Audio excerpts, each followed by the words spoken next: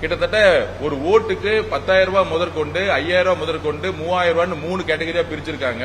திமுக 8,000 ரூபாய் கொடுக்கறேன்னு சொல்லிட்டு ஒரு கூப்பனை பிரிண்ட் பண்ணி தமிழ்நாடு முழுவதும் மக்களுக்கு ஒரு ஆசை காமிக்கிறேன்னு சொல்லிட்டு ஒரு தேர்தலில் ஜனநாயகத்துக்கு எதிராக திரு மு க ஸ்டாலின் அவர்களும் திரு மு க ஸ்டாலினுடைய குடும்பத்தில் இருக்கக்கூடிய சபரீஷனும் உதயநிதி அவர்களும் எல்லா மினிஸ்டர்கிட்டையும் தொடர்பு கொண்டு இந்த கூப்பனை கொடுக்க சொல்லியிருக்காங்க.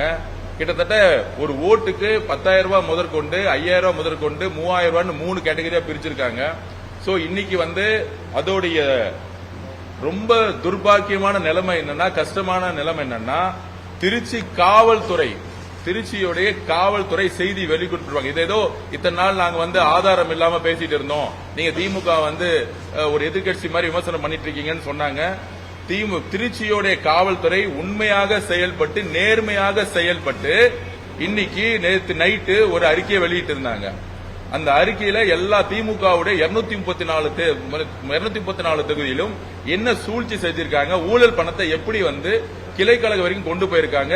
திரு மு க ஸ்டாலின் அவர்கள் தமிழக வெற்றி கழகத்துடைய வருகையும் தலைவர் விஜய் அவர்களுடைய ஒரு குடும்ப அலையும் பார்த்து பயந்துட்டு போன் பண்ணி தனிப்பட்ட முறையில் போன் பண்ணி ஒவ்வொரு மாவட்ட செயலர்களுக்கும் மணி டிஸ்ட்ரிபியூஷனை பண்ணிருங்கிற உத்தரவை கொடுத்து நேத்திலிருந்து உத்தரவுகள் முந்தானத்திலிருந்து 13ஆம் தேதியிலிருந்து உத்தரவுகள் அதிகமா மணி கொடுத்துட்டே இருக்காங்க, கூப்பன் கொடுத்துட்டே இருக்கிறாங்க.